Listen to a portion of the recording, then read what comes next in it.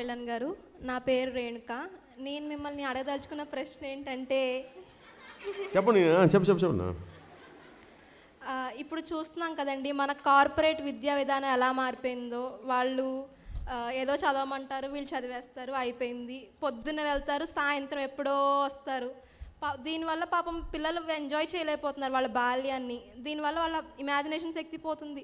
ఇలాంటి వాటి వల్ల పాపం పిల్లలు ఎక్కువ స్ట్రెస్ అయిపోతున్నారు. ఇలాంటి వ్యవస్థను మనం మార్చలేమంటారా? కరెక్ట్గా ఎడ్యుకేషన్ సిస్టమ్ కరెక్ట్గా తీసుకురాలేమంటారా?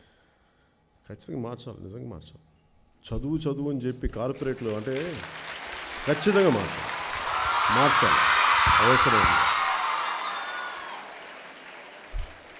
ఇందాక చెప్పానే, వై ఐ అడ్మైర్ లియోనార్డో డా వించీ. లియోనార్డో డా వించీలో a sound mind in a sound body. Maybe మనకి we are stuffing people with unwanted అంటే నాలెడ్జ్. ఇన్ఫర్మేషన్ ఇస్తున్నావు, జ్ఞానం ఇవ్వట్లేదు. ఎందుకు నేర్చుకోవాలి చెప్పు నువ్వు. దాంతోపాటు శారీరక దారుఢ్యం ఇవ్వట్లేదు. ఎంతసేపు కూర్చొని చదివి ర్యాంక్ తెచ్చుకో అని చెప్పి కూపస్థ మండూకాలా చేస్తున్నాం. అందుకని ఖచ్చితంగా నాకున్నది ఏంటంటే, విద్యా వ్యవస్థని సంపూర్ణంగా ప్రక్షాళన చేయాల్సిన అవసరం ఖచ్చితంగా ఉంది.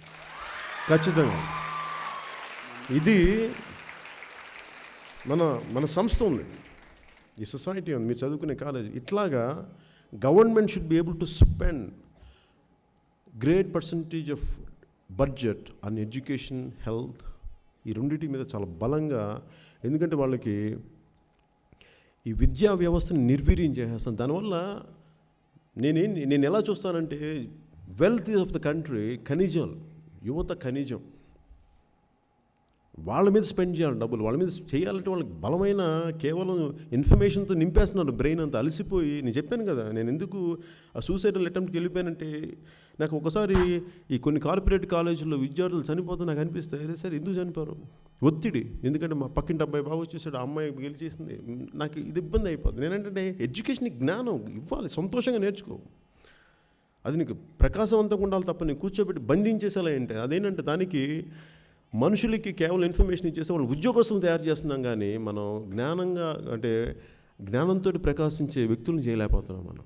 అందుకని నాకు నిజంగా ఉంది ఏంటంటే, నేను చిన్నప్పటి నుంచి పడ్డాను కాబట్టి నేను విద్యా వ్యవస్థని సంపూర్ణమైన ప్రక్షాళన చేయాలని చాలా బలంగా తీసుకున్నాను నిర్ణయం, చాలా బలంగా. అలాగే నాకేముందంటే, నేను ఏ చదువు అయితే నన్ను ఇబ్బంది పెట్టిందో ఆ చదువు మళ్ళీ నాలాంటి పరిస్థితులు చాలామందికి రాకూడదని చెప్పి ఆ విద్యా వ్యవస్థ మీద నాకు చాలా పరిపూర్ణమైన అవగాహన ఉంది, ఆశయం ఉంది. మారుస్తాను, దాన్ని ప్రక్షాళన ఖచ్చితంగా చేసి తీరుస్తాను. మాకు కూడా మీ మీద చాలా నమ్మకం ఉందండి. Thank you.